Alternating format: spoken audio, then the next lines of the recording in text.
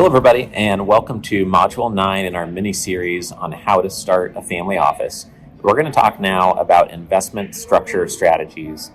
The challenge of this is that I do a 5.5-hour workshop on this topic, and I'd like to cover this in about 5.5 minutes. So we're not going to go super deep on any one topic or strategy. I just want to open your mind to all of the different strategies that exist. My experience has been that families who just had a liquidity event or just started making $1 million a year, maybe in the last 3 to 5 years, are unaware of 90% of what I'm about to say. Families who have been closing creative deals for the last 2 decades are aware of 70 to 80% of what I'm about to say. So this is something that the faster you can get on top of different structures that can align different parties and protect your interests, the better. Here's a bunch of examples of why structure is just as important as strategy, sometimes more important than strategy.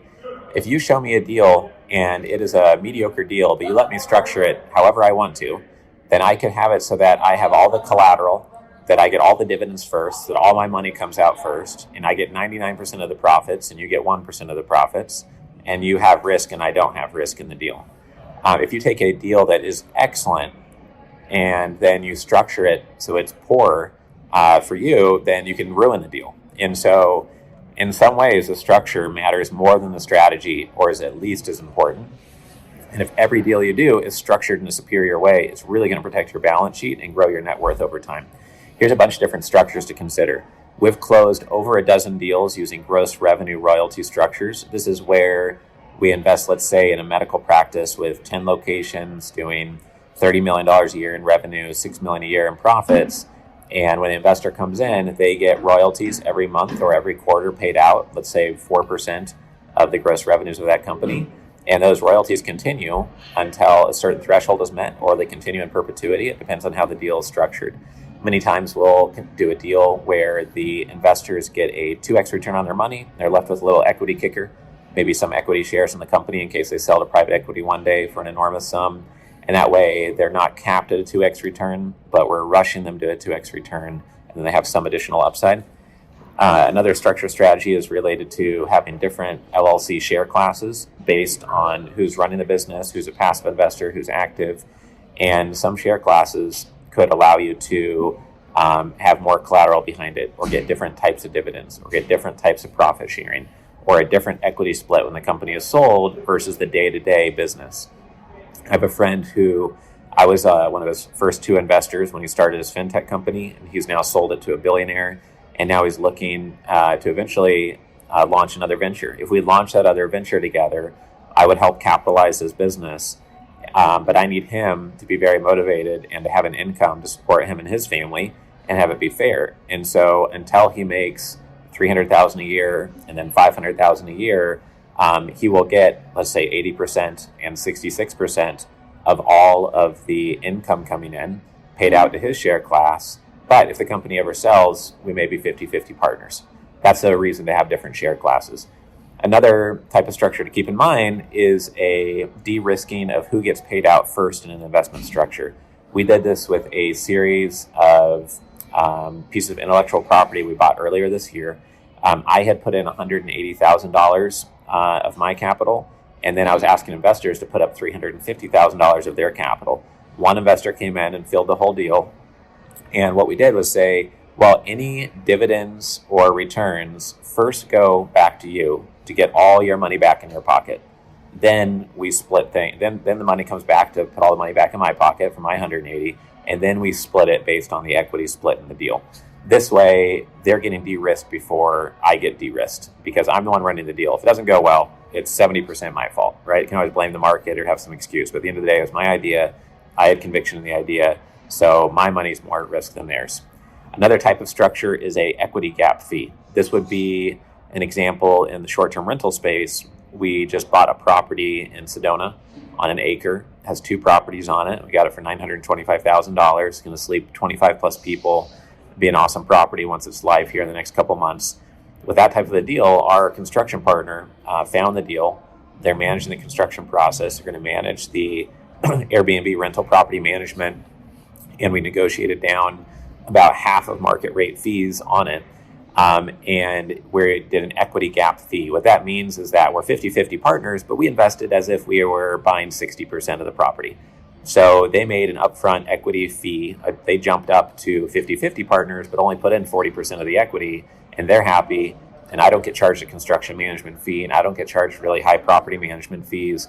And we know going in that we're 50-50 from the beginning. So that type of a strategy you can use in different situations where you're not sure how to compensate the other party and they're wanting some complex formula of a profit share and a preferred return. You can just simply do an equity gap fee that you're both reasonably happy with and then move forward with the deal from that point.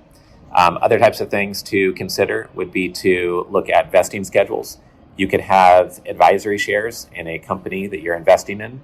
And maybe if you think you could really add a lot of strategic value as a family office or a strategic investor, like one company we invested recently, we got an extra 2.5% of the company because of our strategic value. In another one, we got 2% equity without investing anything.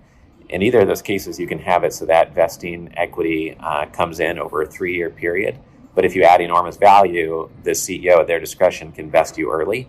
And that way, if you make a connection and help them land the biggest client they've had in their 5 years of operating history, 2 months after you sign that agreement, as that client gets warmed up, you can kind of remind them and say, hey, if this client closes, you're going to fully vest me. I don't have to wait 3 years now, right? Because this is enormous value, right? And that can be something where if you're going to be adding consistent value, then maybe every 3 months, 6 months, or 1 year, you're locking in some of that equity. And if you left part of the way through the schedule, you vested some equity. Now they'd have to buy you out to completely remove you or wait till the company sells.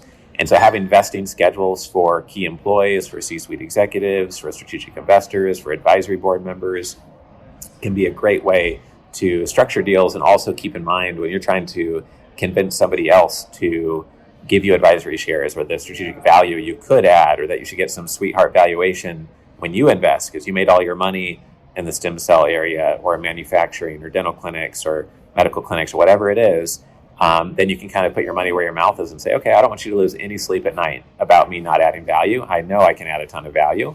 So why don't we have it be vesting over time? And if I don't add the value, you just politely or non-politely tell me to go away, and I go away and I don't have any equity. If I know I can add a ton of value, then why don't I invest and buy 5% of your company? But if I add all the value I say I'm going to double the size of your company, and I'd like to own 10% or 20% of your company and have you keep running it. Remember, one of the most powerful things you can do as a family office is to focus your energy on where you enjoy working, you're passionate, it leverages your background, your DNA, you have a distinct advantage over others, you can help with distribution, playing defense and offense. And the key is being known as the first person who gets to see a deal or the most strategically valuable investor on a deal, because then you're going to see deals first, exclusively, and at a better valuation than anybody else. If you can do that over and over and over again, then it'll just build momentum because you'll have more deals done, and then more people want to show you deals first because you're so specialized in helping them, and you have so many references, so many case studies, so many things you can point to, and then you're learning and building your mental models in your mind of how you play your role as a strategic investor and having a really strong game on that. Out of this whole mini series on how to create a family office, getting what I just said right, if you missed that, then go back and rewind that you need to be the first, the one who exclusively sees the deal. You see it first at a better valuation so you can move forward with high conviction and conduct faster due diligence and add a ton of strategic value to the deals you do. Then it's going to change your financial life and it's going to change your balance sheet rapidly. So I hope you enjoyed this video on investment structure strategies. I love talking about this topic. You'll see in all the deals we do that we structure it very creative way. With medical practices, we're usually doubling your money as an investor, and then you're left with an equity kicker. The CEO of the medical practice is happy. They didn't get diluted by as much as they would have by taking on a normal investor. And then you're typically happy as an investor because you doubled your money, plus you have some future upside. And then within investorresidences.com or short-term rental property fund, we're one of the only Airbnb short-term rental funds out there. And we're the only fund we know of that we don't need to make money off you short-term or even medium-term because we make enough money in our core business. So we're one of the only ones out there who not only get you all of your money back before charging you $1 of asset management fees, we double your money before we make a profit or charge any asset management fees anywhere. And since we're doubling your money before we benefit, we are more aligned than any other real estate investment group or fund or developer that you could possibly invest with, because everyone else is charging you acquisition fees, annual management fees, disposition fees, financing fees, capital raiser fees, hidden fees that you have never even heard of because they're buried in their fund docs. With ours, that's not the case. And the reason we spent 7 months structuring our investorresidences.com short-term rental property fund that way is because we have ran our investor club for 15 years. We've hosted 185 live events. We've written 13 books. We've recorded over 3,000 videos. And we know what investors complain about, and we know what investors request. And we thought to ourselves, what would be the most ideal structure that investors would really respect and would remove friction from the situation? Just like how we start family offices for families, we don't charge anything. We just remove that friction, add value first, and then business goes a lot faster once you've already de-risked the experience for somebody and added value before they've spent $1 with you or before you've charged them $1. So hope you enjoyed this video. We'll see you on module number 10, which is going to be $1 million family office mistakes. We're going to be listing off a whole bunch of them, and just avoiding a single one of them could get you a 100x return on the time you spent watching that module.